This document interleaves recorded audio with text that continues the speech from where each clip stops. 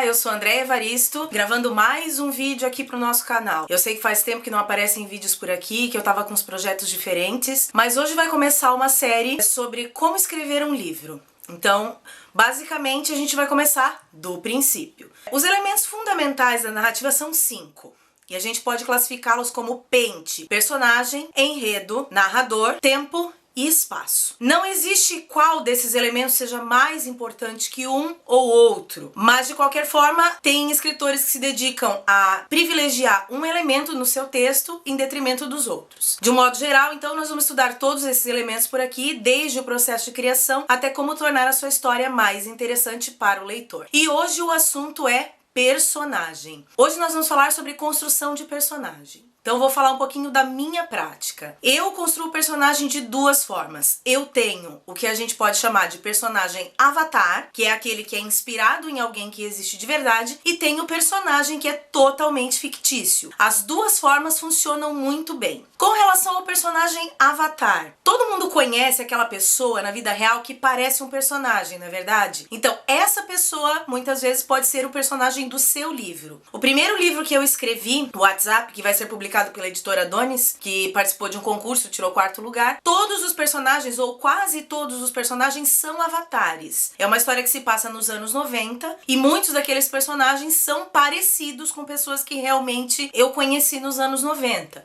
Então toda vez que eu penso assim, a Eduarda é a Maria, então eu lembro da Maria, minha amiga Maria, como ela era fisicamente, como ela era emocionalmente, quais eram os problemas da vida da Maria e produzo as cenas da Eduarda. Não quer dizer que essas cenas são realmente cenas que aconteceram de verdade.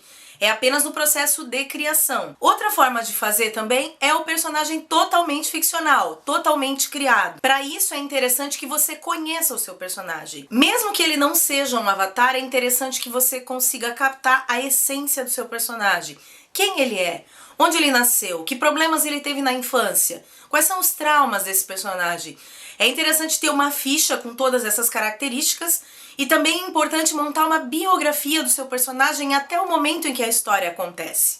Quanto mais você conhecer o seu personagem, mais fácil se torna dele ser verossímil, dele ser um personagem verdadeiro, que o leitor leia a sua história e se identifique com esse personagem, ou identifique alguém que ele realmente conhece. Por mais que a gente esteja falando de literatura, de uma obra ficcional, uma coisa totalmente inventada, é importante que as obras tenham verossimilhança. O que é verossimilhança? É a verdade interna da obra. Então, se a sua obra se passa dentro do mundo real, desse mundo que a gente vive, é importante que as cidades tenham nomes, que as ruas tenham nomes e que as pessoas possam ser um cidadão qualquer, alguém que eu encontraria na esquina a qualquer momento, alguém que eu encontraria na sala de aula, que eu encontraria no shopping, que eu encontraria em qualquer lugar, ou seja, uma pessoa real. Se a sua história for uma história totalmente de fantasia, aí você pode quebrar as regras do mundo em que a gente vive. Se a gente pensar em super-heróis, por exemplo, eles têm superpoderes, mas eles nunca podem fugir desses poderes que eles têm. Eles sempre têm um ponto fraco, então todo Superman tem a sua kryptonita. Mais uma dica que eu posso deixar: fuja dos personagens certinhos, dos perfeitinhos. Fuja do Capitão América, sabe?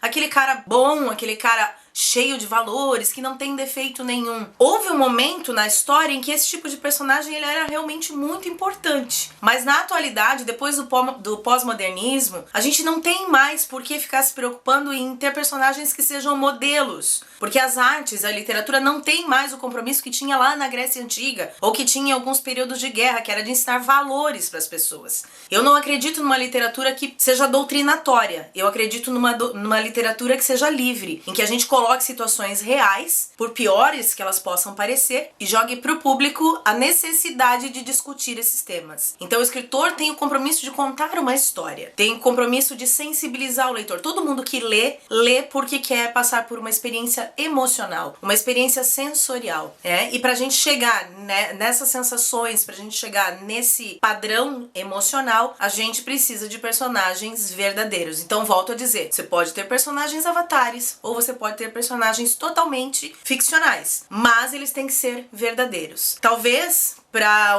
uma primeira história é interessante que você use avatares, que são pessoas que você já conhece, é mais fácil de você conseguir criar uma densidade nesse personagem. Conforme você for praticando, que você for amadurecendo a sua escrita, você começa a mesclar personagens avatares com personagens totalmente ficcionais e por fim você vai estar produzindo personagens totalmente ficcionais com muita densidade, muita profundidade. Então o que eu tinha pra hoje é isso. Beijo da titia e até o próximo vídeo.